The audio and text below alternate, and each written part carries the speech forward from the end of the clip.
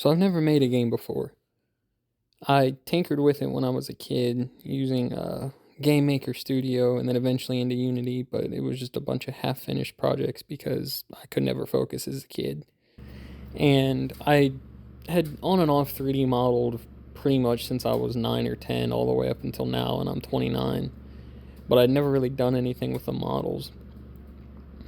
Until one day I was modeling a little boat and dock scene, and I decided that, you know what, I'm going to model something with a purpose, because I'd been watching a bunch of devlog videos on YouTube, and I decided that maybe I'll make a game. So here we are. I haven't come up with a name yet, but I do have a decent start to a script and a game loop and kind of the foundations for what the game is and why I want to make it. So the premise is that you're an archer who just left the king's army.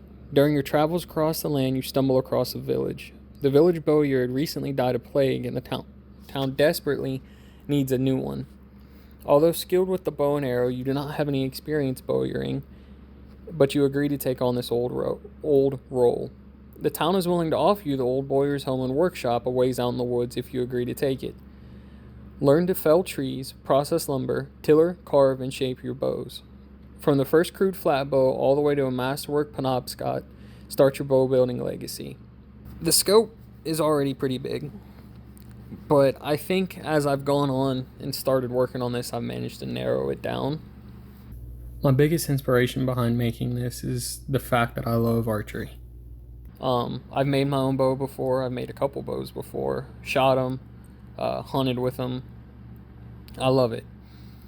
That I love bow building, but it takes forever in real life, and it can be tedious, and it's very easy to break the bows you make it, and there's a lot of tool sharpening involved, a lot of cleanup, a lot of planning, and it can be fun, but it's, like I said, it's tedious. So I kind of wanted to take that tedium out of it and create a game where it's all about playing mini games to I don't know the right word, but to kind of make those more tedious parts fun and still challenging, but without the risk of breaking it or the fact that you won't have to spend days or weeks tillering. You can spend a couple minutes in one mini game tillering your bow, for example. So that's kind of the theory behind it, is that for each step of the bow building process, there will be a mini game that you complete. For chopping the tree down, for splitting the log into staves, for debarking the stave and debarking and shaving down to a growth ring, to shaping your bow, to tillering your bow, to putting the final details on your bow. Each will have a unique mini game. And my hope is that each unique mini game makes the process of making a bow fun and exciting with a little bit of challenge, but without all the responsibility of, I guess not responsibility, but without all of the background knowledge and skill that it would take in real life, not to mention all the tools and the workshop space and everything. So that's the general idea behind it, and I think it's fairly doable. I've got the tree felling minigame done. I want to iterate on it a bunch, but it's fun, but it's functional and it's simple. So with this, my goal is to finish it. That's goal number 1, is I just want to finish the game. Goal number 2 is to actually enjoy playing my own game. Goal number 3 is I would like to be able to use this game as a way to look back on how I've improved as I continue to make other games, if I continue to make other games. Who knows? Maybe I'll get through this one and I'll decide this isn't for me. But I think this is something I'll stick with because it combines a lot of my hobbies.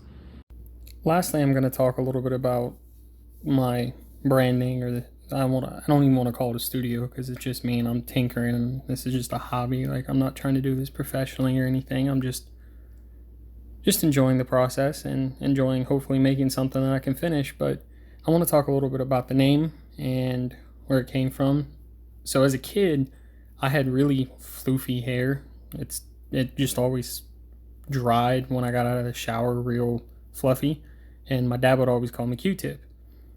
And then one of my first farm animals I ever owned was a white sheep named Q-Tip as well. And she just recently passed away, actually, and kind of wanted to pay homage to that. And my nickname as a kid, so I came up with Q-Tip Studios. And I just very crudely did a little pixel art drawing of a sheep, but I will end up refining that later, but I didn't want to devote a ton of time to it. And I think this will conclude my first devlog. Like I said, it's just mainly an intro into the game and into me a little bit and kind of my motivation behind it.